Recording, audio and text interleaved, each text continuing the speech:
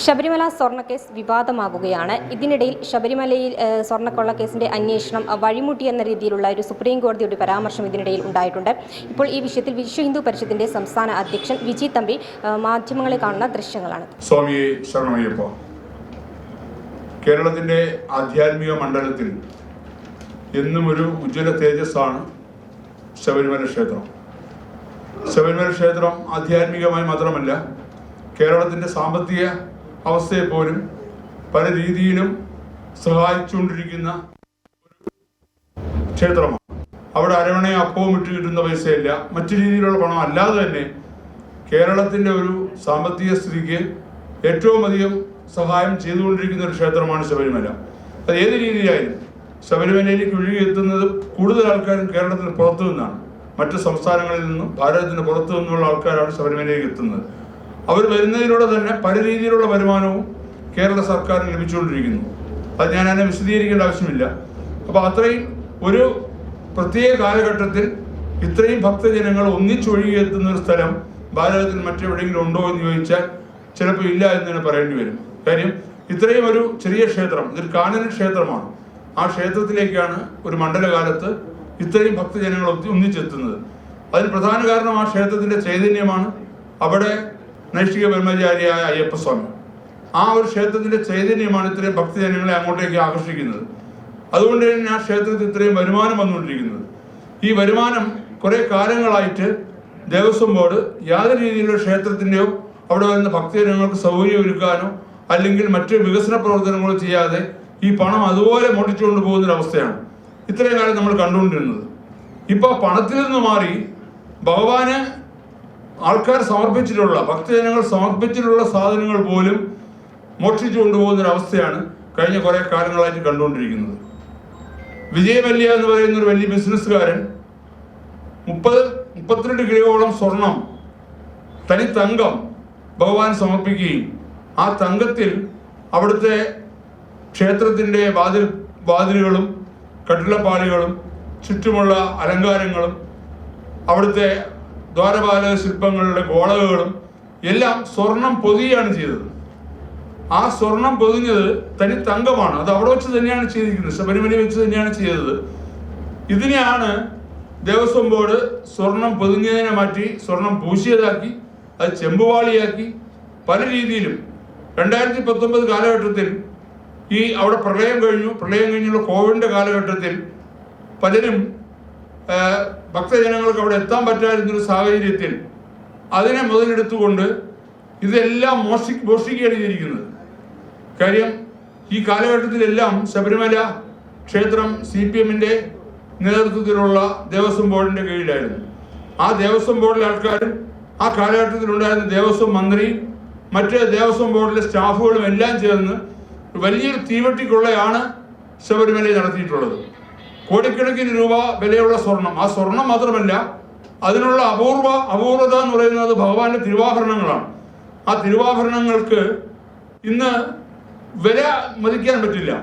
കാര്യം ഇതെല്ലാം എങ്ങോട്ട് പോയി? ഈ സ്വർണം അങ്ങോട്ട് പോയി? കടൽ കടന്ന് ഭാരതത്തിന് പുറത്തേക്ക് പോയോ? അല്ലെങ്കിൽ ഏത് കൈകളിലേക്കാണ് ഇത് എത്തിയത്? ഇതുവരെ SIT അന്വേഷിക്കാൻ തുടങ്ങിയിട്ട് കാലം കുറയായെങ്കിലും പലതിലും വ്യക്തത ഇതുവരെ നമുക്ക് ലഭിച്ചിട്ടില്ല. സ്വർണം പോയി, അത് ഉരുക്കി, അത് ഒരു ഭണ്ഡാരി എന്ന് പറഞ്ഞ ആളാണ് ഒരുക്കിയതെന്നും ഗോവർദ്ധൻ എന്ന് പറഞ്ഞൊരു ജ്വല്ലറി ഉടമയാണ് അത് വാങ്ങിയതെന്നും ഒക്കെ അവർ പറയുന്നുണ്ടെങ്കിലും ഇതിന് കിട്ടിയ പണം, ഈ പണം എങ്ങോട്ട് പോയി എന്നുള്ള കാര്യത്തിൽ ഇതുവരെ SIT കൃത്യമായൊരു സൂചന നൽകിയിട്ടില്ല. കോടിക്കണക്കിന് രൂപ പണമായിട്ട് വന്നിട്ടുണ്ടാവല്ലോ. ഇത് ഏത് കൈകളിലേക്ക് പോയി? ആരൊക്കെയാണ് ഈ പണം വീതിച്ചെടുത്തത്? ഒരു ഉണ്ണികൃഷ്ണൻ പോറ്റിയുടെ കയ്യിൽ മാത്രമാണോ ഈ പണം നിൽക്കുന്നത്? അതോ ഈ പണം ആരൊക്കെ വീതിച്ചെടുത്തു എന്നുള്ള കാര്യത്തിൽ ഇപ്പോഴും SIT മൗനം പാലിക്കുകയാണ്. മാത്രമല്ല, ഇതിൽ നേരിട്ട് ബന്ധപ്പെട്ട പല ആൾക്കാരും ഇന്ന് പുറത്ത് സ്വതന്ത്രരായി വിഹരിക്കുമ്പോൾ ഈ ക്ഷേത്രത്തിലെ തന്ത്രി കണ്ഠര് രാജീവരെ പോലീസ് അറസ്റ്റ് ചെയ്ത് റിമാൻഡ് ചെയ്ത് ജയിലിലടച്ചിരിക്കുകയാണ്. അപ്പോൾ അവർ പറയുന്ന റിമാൻഡ് റിപ്പോർട്ടുകളിലും മറ്റ് ആരോപണങ്ങളിലും തന്ത്രി അറസ്റ്റ് ചെയ്യാൻ പറ്റുന്ന രീതിയിലുള്ള ഒരു ആരോപണവും ഇതുവരെ അവർ പുറത്തുവിട്ടിട്ടില്ല. ആചാര ലംഘനം നടത്തി എന്നുള്ളതാണ് SIT പറയുന്നത്. ആചാര ലംഘനം നടത്തുന്നതിനെ കുറിച്ച് അന്വേഷിക്കാനാണോ SIT ചുമതല? ക്ഷേത്രത്തിൽ ആചാര ലംഘനം നടന്നാൽ അത് ആരാണ് ആചാര ലംഘനം നടന്നു എന്ന് പറയേണ്ടത്? ആ ക്ഷേത്രത്തിലെ തന്ത്രിയാണ് പറയേണ്ടത് ആചാര ലംഘനം നടന്നു. ഒരിക്കൽ ആചാര ലംഘനം നടത്തുമെന്ന് ഇവിടുത്തെ കമ്മ്യൂണിസ്റ്റ് സർക്കാർ പറഞ്ഞപ്പോഴാണ് ആ തന്ത്രി പറഞ്ഞത് ആചാര ലംഘനം നടന്നാൽ ഞാൻ ക്ഷേത്രം അടയ്ക്കും. ഹിന്ദു സംഘടനകളെല്ലാം ഈശ്വരനിൽ വിശ്വസിക്കുന്നവരാണ്. ഞങ്ങൾക്ക് പ്രാധാന്യം അയ്യപ്പസ്വാമി തന്നെയാണ്. അപ്പൊ അയ്യപ്പസ്വാമിയുടെ ഏത് തന്ത്രിയായാലും മേൽശാന്തി ആയാലും അവിടുത്തെ ആരായാലും ആ തെറ്റ് ചെയ്തിട്ടുണ്ടെങ്കിൽ ശിക്ഷിക്കപ്പെടുക തന്നെ വേണം. പക്ഷെ തെറ്റ് ചെയ്തിട്ടില്ലെങ്കിൽ മനഃപൂർവ്വമാണ് തെറ്റിൽ കുടുക്കിയാണ് തന്ത്രിയെ ഇന്ന് ജയിലിൽ അടച്ചിട്ടുള്ളതെങ്കിൽ അതിന് വലിയ രീതിയിലുള്ള ഉത്തരം അതിൽ പലരും കേരള സർക്കാരിന്റെ കീഴിലുള്ള പോലീസ് ഉദ്യോഗസ്ഥരാണ്.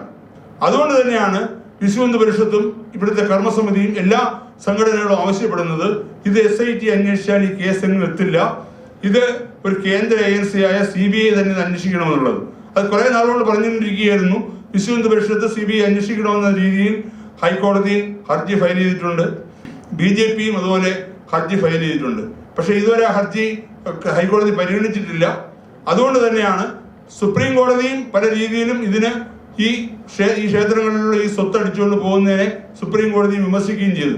അതുകൊണ്ട് തന്നെ അന്താരാഷ്ട്ര തലത്തിൽ ഇതിനെ ശ്രദ്ധ കേന്ദ്രീകരിക്കാൻ വേണ്ടിയാണ് ഈ വരുന്ന 19-ാം തീയതി വരുന്ന തിങ്കളാഴ്ച സെക്രട്ടേറിയറ്റ് നിലയിൽ ഒരു പ്രതിഷേധ ധർണ, അതായത് ഈ ശബരിമല സ്വർണ്ണക്കൊള്ള കേസ് CBI അന്വേഷിക്കണം എന്ന രീതിയിലൊരു പ്രതിഷേധ ധർണ ഇവിടുത്തെ എല്ലാ ഹൈന്ദവ സംഘടനകളും ശബരിമല കർമ്മസമിതിയുടെ നേതൃത്വത്തിൽ സംഘടിപ്പിക്കുകയാണ്. അത് ഉദ്ഘാടനം ചെയ്യാൻ എത്തുന്നത് വിശ്വ ഹിന്ദു പരിഷത്തിന്റെ അന്താരാഷ്ട്ര പ്രസിഡന്റായ സുപ്രീം കോടതിയിലെ അഡ്വക്കേറ്റ് കൂടിയായ അഡ്വക്കേറ്റ് അലോക് കുമാർജിയാണ്. ഈ 19-ാം തീയതി 11 മണിക്ക് സെക്രട്ടേറിയറ്റ് നടയിൽ വെച്ച് ഈ ധർണ അദ്ദേഹം ഉദ്ഘാടനം ചെയ്യും. സ്വർണ്ണക്കടത്തിൽ ഒരു ദുരൂഹത നിലനിൽക്കുന്നുണ്ട്. ഈയിടെയാണ് ശബരിമല തന്ത്രി കണ്ഠര രാജി വരെ അറസ്റ്റിലാകുന്നതും പിന്നീട് അദ്ദേഹത്തിന് ദേഹാസ്വസ്ഥമൊക്കെ ഉണ്ടാകുന്നതും. ഇപ്പോൾ അദ്ദേഹം റിമാൻഡിലാണ്.